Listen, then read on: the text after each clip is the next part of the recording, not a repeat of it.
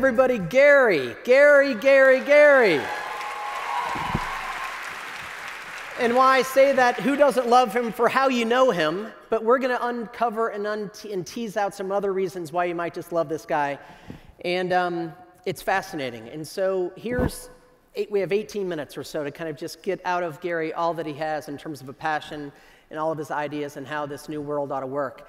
But 30 years you've been thinking about veterans. And since 9/11 specifically, but even before that, thinking about this idea. And that's a lot of years and a lot of time. And I call that life work.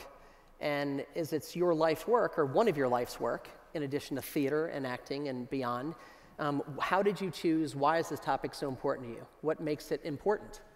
Well, it came in phases. I have veterans on both my wife's side of the family and my side of the family. On my side of the family, my two uncles served in World War II. One was a navigator on a B-17 over Europe. The other was on a ship in the Pacific. My grandfather served in the Army in World War I. He drove an ambulance in France. My dad served in the Navy on my wife's side of the family. Her two brothers were Vietnam veterans. One was a helicopter pilot. Used to come in and get the wounded, take them out, a medevac pilot. The other was a lieutenant, West Point graduate, went as a lieutenant, then went back as a captain, served as a major. He taught at West Point. As a lieutenant colonel, he was serving and teaching at Fort Leavenworth. He got cancer and he passed away in 1983. My wife's sister was in the Army. She married a Vietnam veteran who stayed in the Army for 22 years. Their son just got back from his second tour in Afghanistan, so we're glad that he's home. Absolutely. Safe and sound.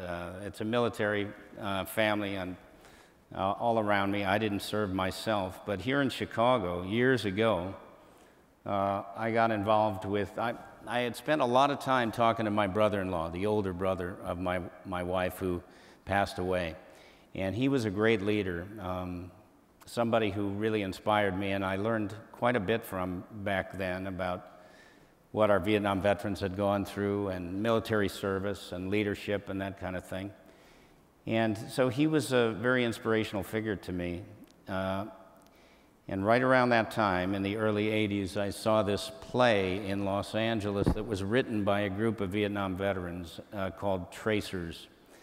And it was Vietnam veterans. They weren't actors. There was only two of them that had ever acted before. They were just Vietnam veterans getting together to try to excise some of the things that were going on in them. At that time, it wasn't, most of our Vietnam veterans were hiding in the shadows and laying low. And almost therapeutic for them almost. It was almost a therapy. I mean, they spent 8 months just workshopping these various stories about what they had gone through, and they made it into a play, and I read about it, and I had been focused on Vietnam veterans through my brother-in-law, and I went to see it in Los Angeles. I was the artistic director of Steppenwolf Theater here in Chicago at the time, and went to see it and wanted to very much do it. I ended up directing it here, and through that production in 1983-84, it went on in 1984, I got very involved with local Vietnam veterans groups, and we began through that production a program at Steppenwolf Theater called Vets Night, where every dress rehearsal of every play since then, it's a tradition at Steppenwolf, the first audience that sees our plays are veterans, and we give them a free meal, and we just show our support and respect for them, and we bring them in and let them do that. So that was my 80s period. I ended up doing a lot of different sort of therapeutic things with Vietnam veterans in the 80s, and then I played one in the 90s. We all know. And who enjoyed that role, by the way?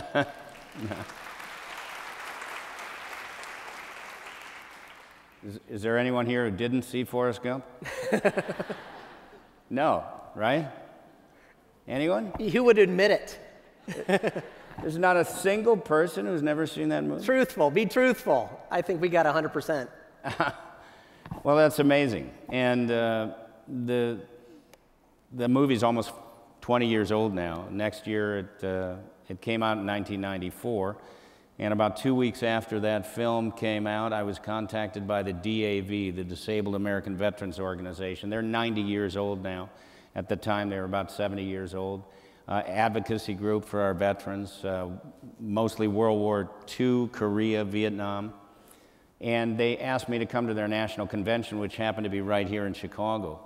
So about 2 or 3 weeks after Forrest Gump opened, I came to Chicago to the Conrad Hilton, where I walked out on the stage of a ballroom that held about 3,500 people. 2,000 of them were disabled veterans. Those that could stand up were on crutches and in wheelchairs and in various stages of disability because of their service, and it was very moving to me. So I realized that character and that, you know, the story of that character, the resilience of that story, of a guy who could overcome his Vietnam experience and move on with his life, was resonating with a portion of our population that was very specific, and it was our veterans. And I embraced that, and then after September 11th, 2001, when we were attacked, I volunteered for the USO and started going out there to do what I could for our active duty service members. And through that, I've gotten involved in so many different military charities and military events. I started a band, and we play for the USO, and we play all over the world to raise money for our veterans. And I've interacted so completely and totally with the military community that I've had a chance to experience the military in a way that most of our citizens don't. Yeah. Unless you have veterans in your family, you come from a military family, you've served yourself, a lot of people don't really understand what the military does and how effective it is. And we talked about that just off stage. You were talking about if you haven't had someone in the family or don't, and your connected threads kind of run all the way through, from your theater and your passion to playing a role to having family members to all of that.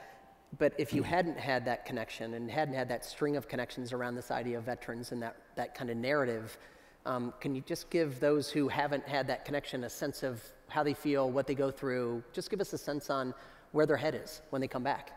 Yeah, you know, we have over 300 million people in this country, citizens, but yet, you know, like 0.5% of the population defends the country. We saw on September 11th, when we all got scared by that attack and what 19 guys with box cutters could do. That's all they had was box cutters, and they did all that damage. God forbid that they had any more serious weapons on those planes, and would have done even more damage. And our military responded, and many of our young citizens volunteered to go serve their country after that, and they started getting hurt, and they started getting killed, and our families started losing their sons and daughters and brothers and sisters and mothers and fathers. It happens over and over. You know, war is nothing new.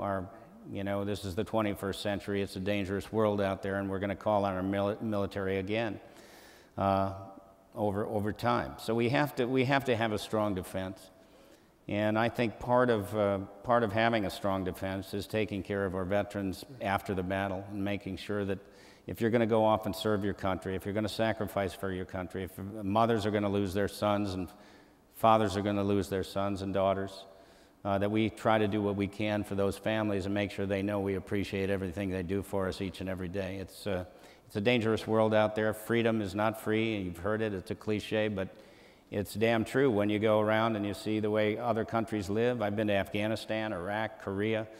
You can stand on the border between North and South Korea, and you can stand there, and you're right on the border in the DMZ, and you can stare from here to that balcony, and there's a North Korean guard staring at you with binoculars right there, and he's watching you. And the South Koreans are right here behind you, and you realize very clearly that 60 years ago, the people in the South were lucky. And the people in the North, that guard and everyone who lives up there are slaves to the supreme leader up there, and they don't know what freedom is. They have no idea what freedom is. They don't have a free society there at all. When you go to Afghanistan, you realize that it's a tribal system there, and they don't really know what freedom is. The way that system works is whoever's got the most guns, whoever's got the biggest sword, they're the ones that run things. Right. And Iraq was the same thing. It was an oppressive regime. They really didn't know what freedom was. Those countries are in trouble. They've got a chance for freedom. It's up to them. We've lost a lot of blood and treasure in both those countries to try to prevent what happened to us on September 11th from happening again. And it's our military that responded to that. And we're serving right now with the Gary Sinise Foundation, and what we're doing for our wounded right now. We have over 60 triple amputees that have lost both legs and an arm, or both arms and a leg. We have 6 quadruple amputees that have lost both arms and both legs that we're building specially designed homes for. Obviously, if you're missing parts of yourself like that, you're going to have a very challenging life going forward. So we want the home to be a place of independence and where these veterans can manage their lives as best they can without always depending on the caregiver. So we want them to have an opportunity, having sacrificed parts of themselves for our freedom, to be able to at least enjoy their home. So we're building these specially designed smart homes through the Gary Sinise Foundation and our partnership with another foundation, the Stephen Sillard Tunnel to Towers Foundation. That's one of the programs at the Gary Sinise Foundation, just to make sure, as I said, that we take care of our warriors after the battle. They've sacrificed a lot for us. And we always I always quote Calvin Coolidge, who said, "The nation which forgets its defenders will itself be forgotten." We cannot forget our defenders. We have to keep them strong. We have to keep them, we have to show our gratitude, and we have to help them when they're down. I love the idea of two sides of a coin. With strong military and defense kind of as a nation, other side of the coin means empathy and care and taking care of them on the post side, in whatever way, mental, physical, or otherwise. As I said, we have to take care of our wounded. Obviously, we have so many severely wounded from this dozen years of war. We've been at war for a dozen years. We have men and women getting killed and hurt right now, today, in Afghanistan. They're not on the front pages, but they're still there. So if somebody like me can raise awareness, because I can go to the battlefield and see what they're doing, and I can make people aware of what's going on, that's one way that I can serve. Another way is to try to support programs like Get Skills to Work, which is a jobs program. Dig into that a little bit with GE and partnership, and 150,000 by 2015, is that correct? We want to put 100,000 veterans to work by 2015 in the manufacturing industry. Right. So we have in the military is a great training ground for all kinds of things. I mean, for every combat soldier and somebody who goes into combat, there are 20 or 30 jobs that are supporting that combat soldier. You learn great skills, great technical skills in the military. This is the most advanced, technologically proficient, sophisticated military the world has ever seen, and they're advancing all the time. So technology is always changing, which means you need qualified people to manage that technology in the military. And when they get out, they're skilled. So getskillstowork.org. Disciplined and they learn leadership and teamwork and all that stuff. So they're great. They can be a great resource to any company. And what Get Skills to Work does is provides a training ground, a forum to bring. It's a coalition that we're trying to build between nonprofits, manufacturers, educators, schools, and the military and the veterans community, to make sure that we can put 100,000 veterans to work in the manufacturing industry by 2015. Now, you may not know this, but there are over 600,000 manufacturing jobs available, and we can't fill those jobs with skilled, qualified workers. So there's a big skills gap. Right. So the military is a great resource for any manufacturer. For example, I landed on the Ronald Reagan aircraft carrier in the Persian Gulf. Right, it was pretty cool. Yeah, I'd say so. Pretty cool. Yeah. You're flying in, you see that carrier in the middle, and you're going to land on it. And I got to land on it. They took me up to the flight deck, where I got to watch the planes land. So what was running through you right as you were about to hit? Yeah. I wasn't in a F-18. I was in a plane that had about 20 people. It doesn't matter to any of us. You were on a plane landing on something in the water. On a platform in the middle of the ocean. Right. Yeah. It's pretty cool. So we landed. I got to spend some time on the flight deck watching planes take off and land and watching the people on the flight deck work.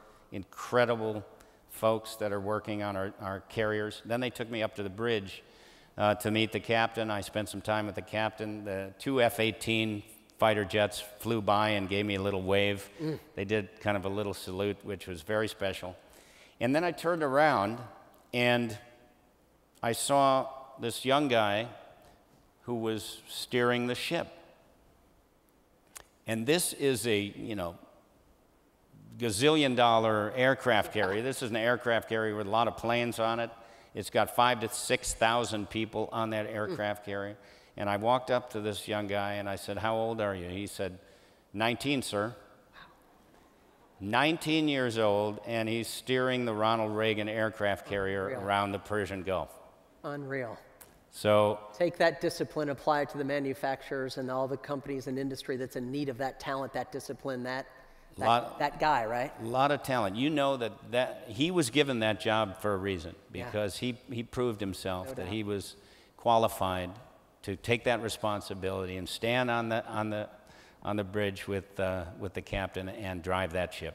With a couple minutes, Gary, 2 quick ones. Tell us about the Illinois announcement that happened today. Something pretty new and big in the narrative of what you're thinking about. Absolutely. Very, very important. Something happened today, which was great. The Get Skills to Work Coalition is, as I said, a group of partners, and we're trying to get the word out to manufacturers all over the country to come on board, join the program. All our veterans that go through the program are certified when they come out. So that's you have that certification, you've been vetted, you're ready to go. And what happened today was the state of Illinois joined that partnership, the entire state of Illinois. First state, right? First state to do it is the entire state of Illinois. So let's Illinois. Give my hand. It's a huge deal.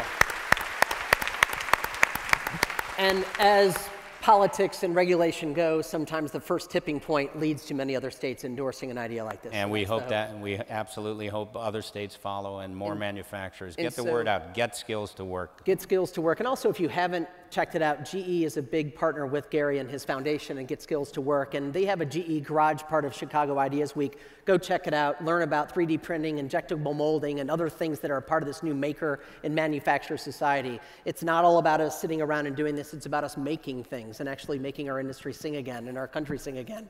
The last question I have of you, with 1,000 people in the room that are obviously change agents, they wouldn't be here if they didn't have the interest of being someone that could affect change. What can we do around this specific cause? What might you ask society and this group of people to do as a result of all your dreams and vision around this veteran issue? I would just ask that you keep in mind that we live in a free society, and there's a reason that we do. Freedom has to be fought for, and it has to be defended. Just look at societies around the world where their militaries are there to oppress them and take their freedom away, and you understand that a lot more. Therefore, I always tell people within your own communities, look at your veterans, look at the Gold Star families. Gold Star means a family has lost a loved one in war. There are way too many. And if within your own communities you have veterans that you can help and you can pat on the back and you can tell them you appreciate what they do for us, do it. It'll go a long way for that veteran. Check out getskillstowork.org and go to GarySiniseFoundation.org to see what we're doing. So public figures like you who are known to play amazing roles and have the notoriety of detective and military and otherwise. I love when you meet someone like you, and we all get to meet you by virtue of this great forum at Chicago Ideas Week, to have you walk out and say, it's less about what you know me for and something that's passionate to me. And so this veteran issue is something that you've raised our awareness to. I'll walk away with the 2 sides of a coin. If we're going to be strong in defense, we have to care for those people who have defended. And so I hope all you guys take something from this amazing person and figure of belief around the ideas of veterans, Mr. Gary Sinise. Everybody, thank you. Thanks so much. That was awesome. Thank you. It's a pleasure.